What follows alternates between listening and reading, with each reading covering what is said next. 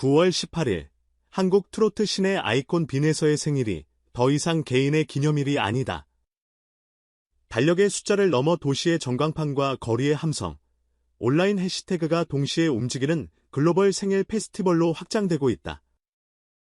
미국 투어와 멕시코 크루즈 콘서트를 성공적으로 마친 직후 그의 얼굴은 도쿄 신주쿠의 초대형 전광판, 베이징 도심 쇼핑몰의 LED월, 그리고 뉴욕 타임스퀘어 스크린에 연달아 등장했다. 이 움직임의 핵심은 간단하다. 광고 대행사가 아니라 팬덤이 설계했고, 일회성 과시가 아니라 문화 이벤트로 디자인했다는 점이다. 이름은 익숙하다. 사랑빈. 한국을 넘어 각국에 흩어져 있는 팬들이 자발적으로 기획, 모금, 집행까지 맡아 한 가수의 생일을 세계의 축제로 만드는 실험을 시작했다. 왜 지금일까?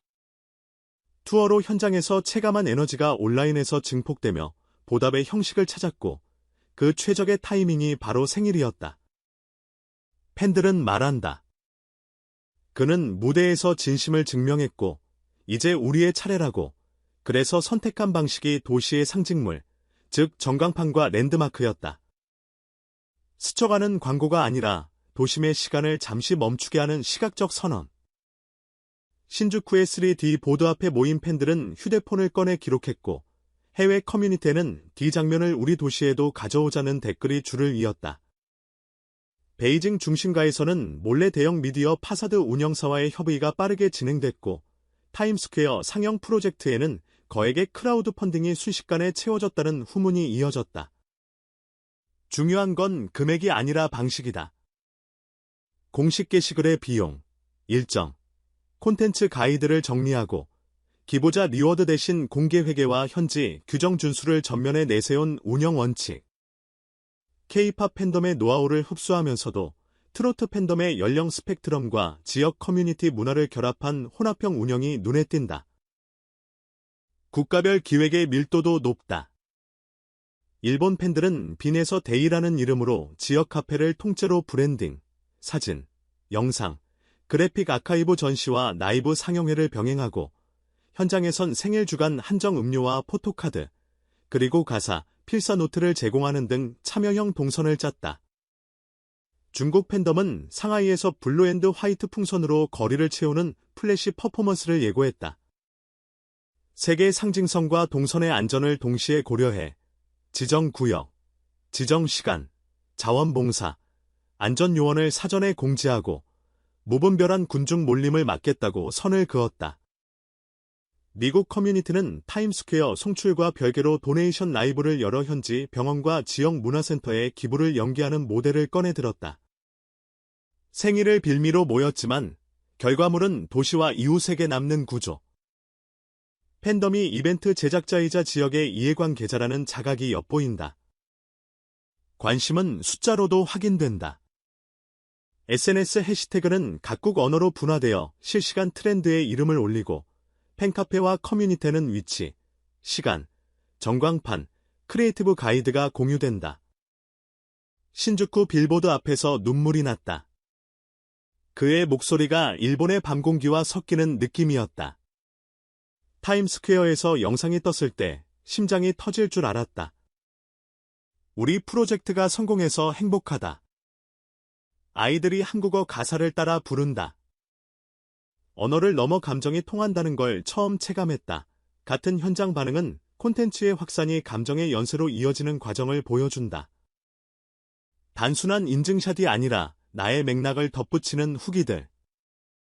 이 축제의 주어가 개인이 아니라 도리로 이동하고 있다는 징후다. 빈에서의 반응은 늘 그렇듯 과장되지 않았다. 소속사 내부 미팅에서 그는 공연장에서 직접 만나온 것만으로도 충분한데 이렇게 세계 곳곳에서 마음을 모아주신다니 과분할 뿐이라며 더 좋은 노래로 돌려드리겠다는 메시지를 남겼다고 전해진다. 사실 이 한 문장에 그의 전략이 담겨있다. 노래로 보답은 꾸밈이 아니라 실행 계획이다. 최근 투어 세트리스트 조정, 라이브 밴드의 다이내믹 강화, 발라드 파트의 호흡 설계 등 무대 안팎의 디테일을 정교화하고 팬 커뮤니케이션은 단문, 직접, 현장 중심으로 최소화해 말보다 결과에 방점을 찍는 방식. 그래서 팬들이 움직인다. 아티스트가 먼저 움직였다는 신뢰가 쌓였기 때문이다. 업계 시각도 흥미롭다. 공연, 브랜딩, 지역 미디어를 아우르는 현직 기획자들은 이번 프로젝트를 팬덤의 기획사화로 정의한다. 하나의 회사처럼 역할을 나누고 예산과 타임라인을 관리하며 위험을 분산하고 사후 리포트를 남긴다. K-팝에서 축적된 노하우가 K-트로트로 전이되는 흐름 속에서 세대 구성, 현장 동원력, 지역 커뮤니티 네트워크 등 트로트 특유의 강점이 결합해 문화 시민 운동의 형태를 띈다. 요란한 구호보다 실무가 앞서고 단기간의 화제보다 장기적 존속을 목표로 한다. 이것이야말로 해외에서 K-트로트가 뿌리내리는 최단 경로다. 갑자기 세계가 사랑해주는 장르는 없다. 다만 세계 곳곳에서 작게, 그러나 끈질기게 반복되는 현장이 있을 뿐이다. 현지 언론과 플랫폼의 반응도 가볍지 않다. 일본의 음악 전문지는 다시 아시아를 넘어선 보이스라는 제목으로 기획 기사를 예고했고, 중국 SNS에서는 생일 관련 태그가 시간대별 인기 검색어에 지속 노출되고 있다. 북미 커뮤니티에서는 한국어 가사 번역 팩, 발음 가이드, 합창 포인트 같은 실용 자료가 출몰한다. 관심이 구경에서 참여로 넘어갈 때 나타나는 전형적 신호들이다. 팬 활동이 언어 학습과 지역 모임, 그리고 작은 후원으로 이어지는 선순환. 결국 팬덤은 미디어이자 교육자이고 때로는 후원자가 된다. 이 단계에 들어서면 지뢰성 광고는 더 이상 목표가 아니다. 반복 가능한 포맷을 만들어내고 각 도시에서 재현 가능한 매뉴얼을 남기는 일, 지속 가능성이야말로 글로벌 확장의 핵심이라는 사실을 정확히 이해하고 있다. 물론 과제가 없진 않다. 첫째, 안전과 허가 문제. 군중이 모이면 책임도 따라온다. 팬덤은 현지 규정에 맞춘 인허가, 보험, 보행 안전 동선을 선제적으로 안내해야 한다. 둘째, 투명성. 공모금과 집행은 상세 공시와 영수증 검증, 잔액 처리 원칙까지 공개해야 한다. 셋째, 피로도 관리. 전광판은 상징성이 높지만 과다 노출은 역효과를 부른다. 도시별로 의미 있는 캡션, 현지 언어 메시지, 지역 파트너십을 설계해 그 도시만의 서사를 만들어야 한다. 복붙 이벤트가 아니라 로컬 스토리를 입히는 감각이 필요하다.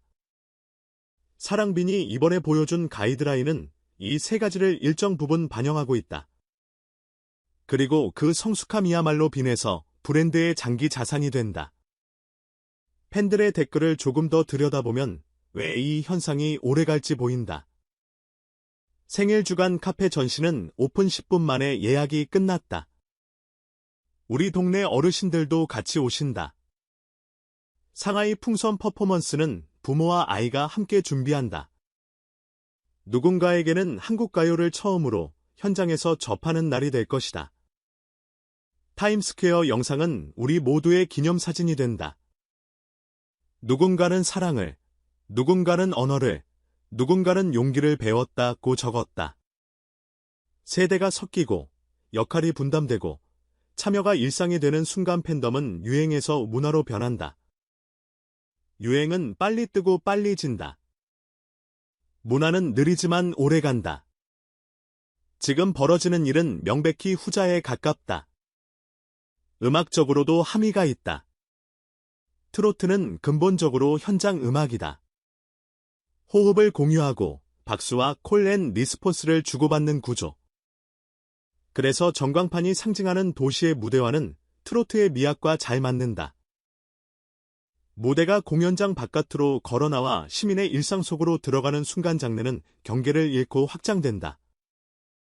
카페에서, 지하철역에서, 광장에서 흘러나오는 한 소절이 낯선 도시의 공기를 바꾼다. 사람은 낯선 언어보다 익숙한 감정에 먼저 반응한다. 빈에서의 곡들이 가진 감정선, 담백한 위로, 단단한 끈기, 지나치게 화려하지 않은 선율은 해외 대중이 접근하기 쉬운 문턱을 제공한다. 글로벌 팬덤이 이 정서의 문턱을 발판으로 삼아 현지 이벤트를 설계하고 있다는 점이 이번 프로젝트의 포인트다. 이쯤에서 자연스러운 질문이 생긴다. 생일 당일 대체 무엇이 펼쳐질까? 깜짝 싱글, 라이브 클립 공개, 도심 버스킹. 당연히 아직 확정된 건 없다. 중요한 건 무엇이 나오느냐보다 더 끈끈하게 만드느냐다. 팬들이 준비한 무대와 아티스트가 준비한 음악이 같은 방향을 볼 때 결과물은 자연스레 빛난다. 빈에서의 메시지가 늘 그래왔듯 과장 대신 실력, 떠들기 대신 완성도, 약속 대신 실행이 답이다. 그리고 그 답이 이미 여러 도시의 야경 위에 떠올랐다. 신주쿠의 LED, 베이징의 미디어 파사드, 타임스퀘어의 초대형 스크린. 이 세 곳이 같은 날 같은 사람을 비춘다는 사실만으로도 올해 9월 18일은 작은 문화사적 사건으로 기록될 준비가 되어 있다. 이 프로젝트가 던지는 의미를 한 줄로 정리하면 이렇다. 팬덤은 더 이상 관객이 아니다. 이들은 제작하고, 조율하고, 책임진다. 선물하기가 아니라 함께 만들기다. 그래서 생일이 축제로, 축제가 도시의 풍경으로, 풍경이 다시 문화로 이어진다. 사랑빈의 조직력과 절제, 그리고 상식적인 운영 원칙은 앞으로 K-트로트가 해외에서 뿌리 내릴 때 참고할 만한 레퍼런스가 될 것이다. 창작자는 음악으로, 팬은 현장으로, 도시는 인프라로 각자의 역할을 할 때 무대는 더 넓어지고, 더 안전해지며, 더 오래간다. 마지막으로 이 모든 열기의 중심에는 언제나 노래가 있다. 미국 투어에서 다듬어진 밴드 사운드, 멕시코 크루즈에서 검증된 관객 호흡, 그리고 돌아오는 생일 주간의 도시 전광판까지. 다양한 무대가 서로 다른 방식으로 한 사람의 메시지를 증폭한다. 빈에서는 화려한 수사 없이 말한다. 받는 사랑이 크다는 걸 알기에 더 정확한 음정과 더 깊은 표현으로 갚겠다고 팬들은 그 약속을 믿는다. 리듬은 반복되는 실천에서 나온다. 그러니 9월 18일, 누군가는 신주쿠에서, 누군가는 상하이의 거리에서, 누군가는 타임스퀘어 한복판에서 같은 장면을 바라볼 것이다. 스크린 속 한 사람이 노래하고, 스크린 앞 수많은 사람들이 각자의 언어로 따라 부르는 장면.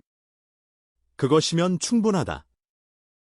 이 날을 세계가 함께 축하하는 생일로 만든 건 거대한 예산도, 화려한 스폰서도 아니다. 진심으로 쌓은 신뢰, 그리고 음악이 통역한 마음. 올해 9월 18일 우리는 그 단순한 사실을 도시의 빛으로 확인하게 될 것이다.